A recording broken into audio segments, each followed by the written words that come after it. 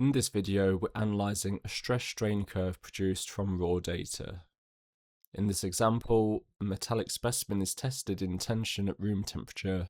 We're going to plot the stress-strain curve and determine the proportional limit, modulus of elasticity, and yield stress at 0.2% offset.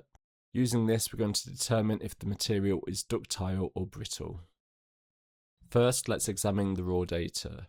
We're given discrete measurements of engineering strain and the corresponding stress values in megapascals. We plot the graph, placing strain on the horizontal axis and stress on the vertical axis. Each blue point represents one experimental measurement, and the points are connected to form the stress-strain curve.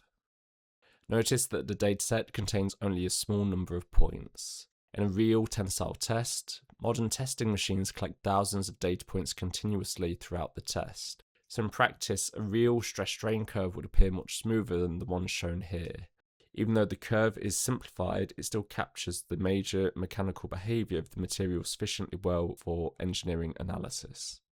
Observing the overall shape of the curve, initially the stress increases almost linearly with strain indicating elastic behaviour.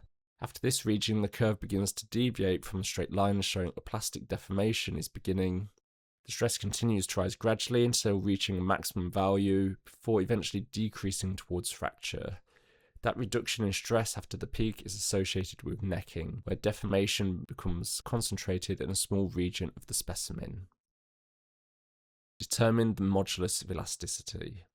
The modulus of elasticity, also called Young's modulus, is determined by the slope of the initial linear elastic region. Because our dataset is limited, we assume that the first few points define a straight elastic relationship.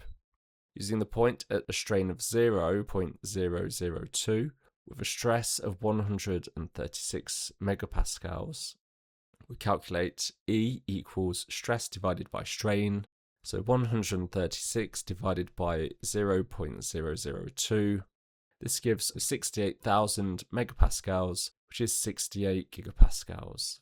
This value represents the stiffness of the material or how resistant it is to elastic deformation.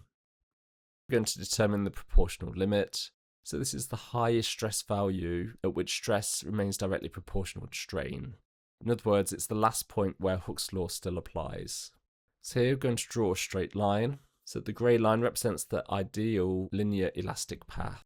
From the graph, the curve begins to noticeably deviate from this linearity after approximately 270 megapascals. So we take the proportional limit as approximately 270 megapascals. So the next step is to determine the 0.2% offset yield stress. For many metallic materials, the onset of yielding is gradual rather than sharply defined. This means there's no perfect or obvious yield point on the graph. To overcome this, we use the 0.2% offset method. We begin by marking a strain offset of 0.002, which corresponds to 0.2%. From this, we draw a straight line parallel to the original elastic slope. The intersection point between the offset line and the stress-strain curve defines the yield stress.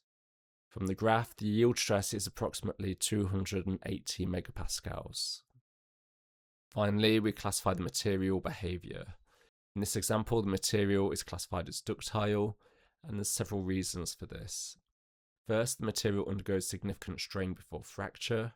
So the strain reaches approximately 0.1 or 10% elongation, which is relatively large for structural metal. Secondly, after yielding, the curve continues through a substantial plastic deformation region rather than fracturing immediately. So the material is able to deform permanently while still carrying load. And finally, the stress gradually decreases after reaching the ultimate tensile strength, indicating necking behaviour before fracture. These are all characteristic features of a ductile material.